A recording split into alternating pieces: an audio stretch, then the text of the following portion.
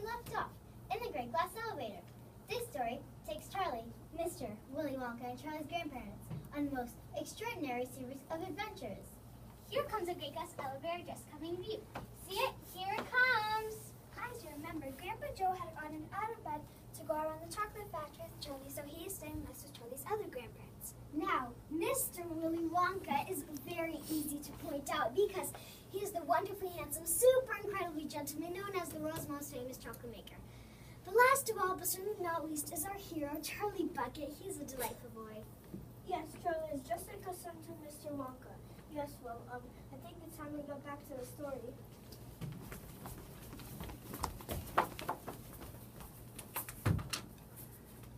What in the world keeps this thing up in the air? Skyhooks. You amaze me.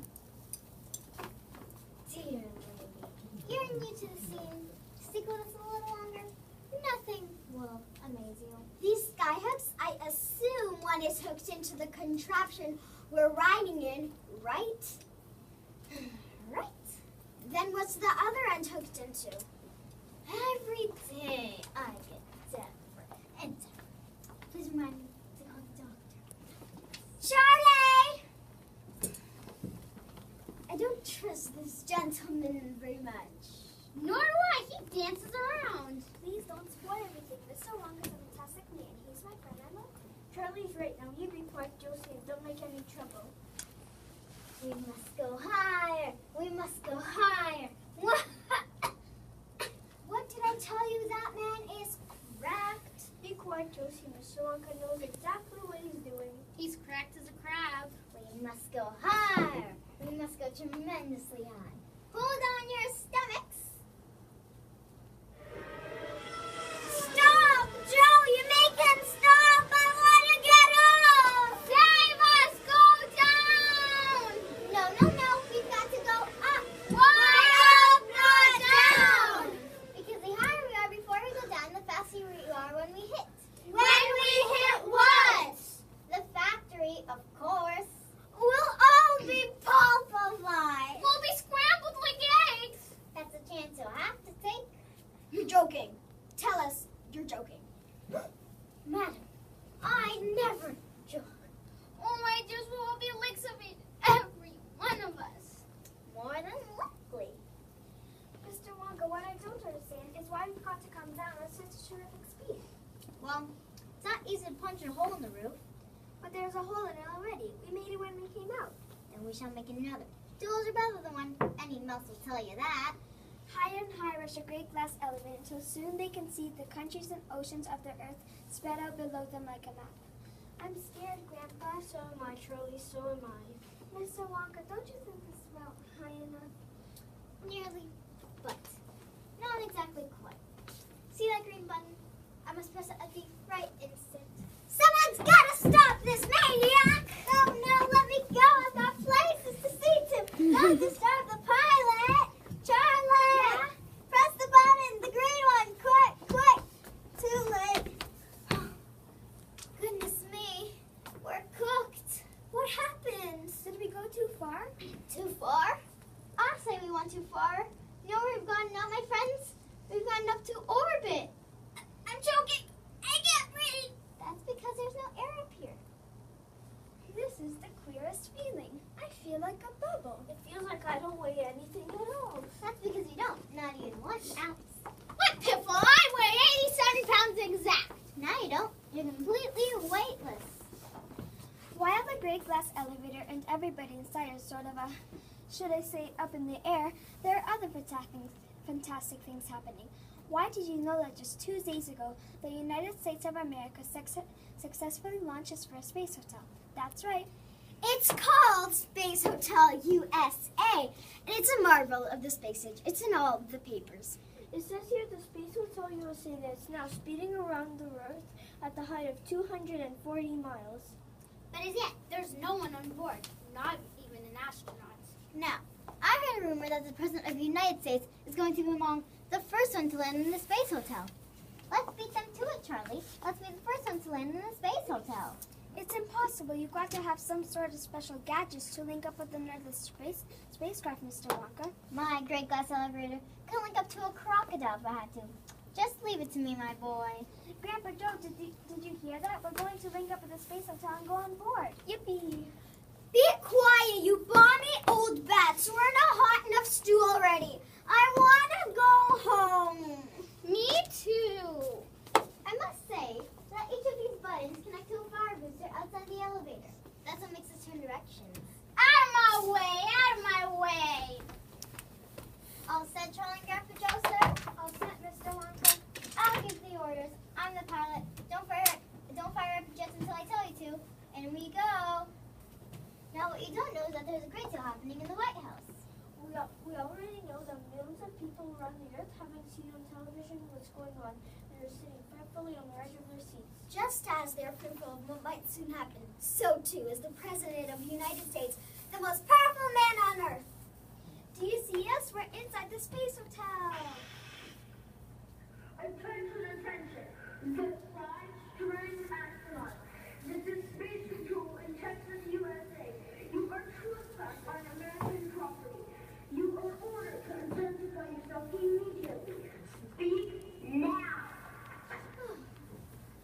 Who are you? I repeat, who are you? Speak.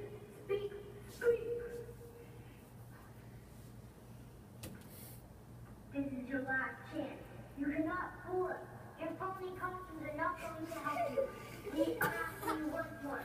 Who are you? Reply immediately.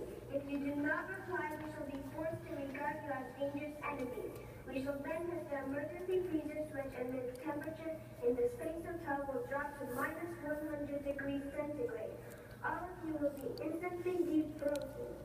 You have 15 seconds to speak. After that, you will turn into icicles. 1, 2, 3. Grandpa, we must do something. We must quick. 7, 8, 9. Now hear this. You are on the space hotel. The President of the United States. Dear friends, welcome to Space Hotel USA. Greetings to the brave astronauts from Mars and Venus. Mars and Venus? You mean he thinks we're from... You have come a long way, so we want you to come just a tiny bit further and pay us a visit down here on our humble little earth. I invite all five of you to stay with me here in Washington on my office deck. You could land that wonderful black space machine of yours on the lot in the back of the White House. We shall have the red carpet out and ready. I do hope you know enough of our language to understand. I shall wait most anxiously for your reply. They're scared to death. They won't bother us anymore. I want to go to the White House. I want to go to the White House and spend the day with the President. Cute Daddy Dumpling. You look as much as a man from Mars as a bedbug. They've known once they've been fooled. But we've got to say something to him. He must be sitting down in the White House this very minute waiting for an answer. Asking if we can come another time. You're right. It's rude to ignore an invitation. We kindly accept your offer.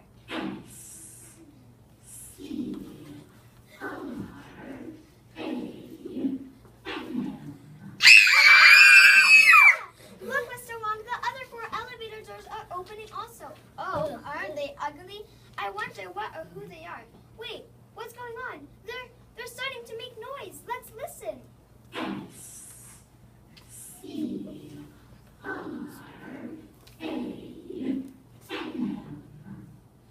S-C-R-A-M? Say that spells. That spells good. That means get out quick.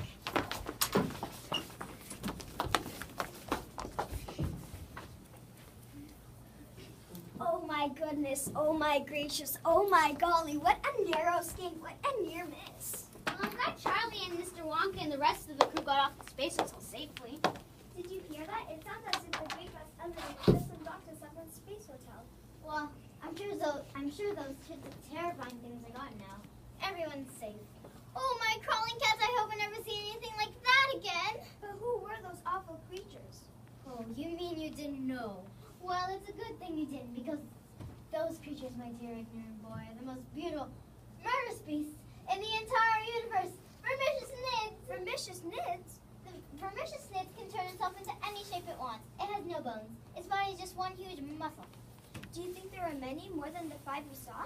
Thousands! There's probably 500 rooms in the Space Hotel, and there's a family of them in each room. Someone's gonna get a nasty shock when they go on board. They'll be eaten like peanuts. Everyone. You don't really mean that, do you, Mr. Wonka? Of course I mean it.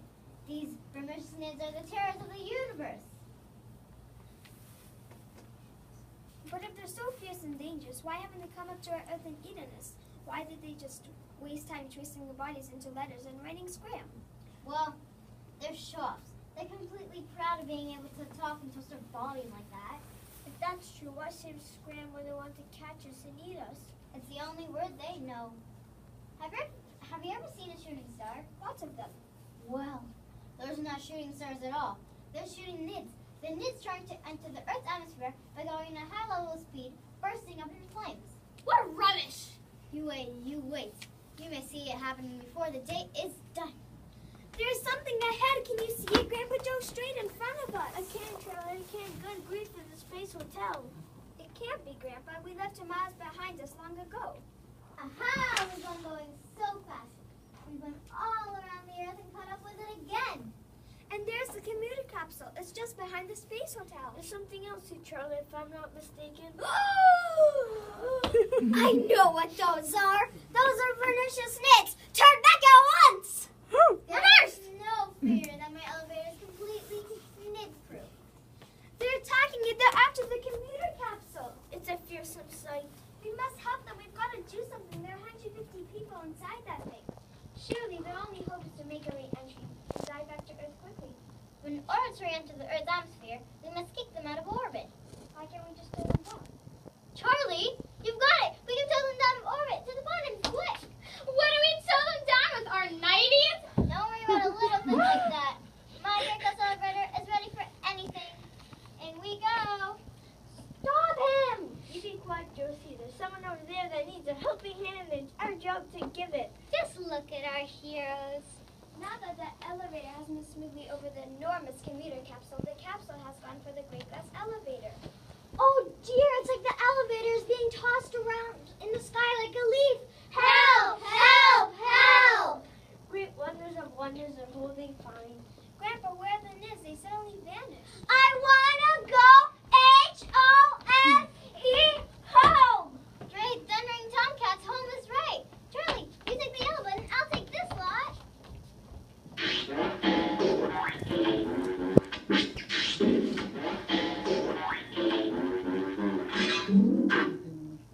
Just look at the Earth down there, Charlie. Getting bigger and bigger. What a great sight it is. What about the commuter capsule? We'll be letting them go shortly. Grandpa Joe, cut the rope. Rope gone. Now we shall know if we will return alive or dead. Wow, my chocolate factory! My beloved chocolate factory! You mean Charlie's chocolate factory? Oh, my apologies. I've clean forgotten I'd give it to you. We're going through the roof! We've done it! We're in! Who in the world are those peculiar little men? They're Oompa Loompas. They're wonderful. You'll love them. Gee, Mr. Wonka, it's so great to be back in your chocolate factory. Oh, oh, oh. It is now your chocolate factory. But I know there's a lot to share with you, with all of you. Now, let's get back to the problem at hand. What problem?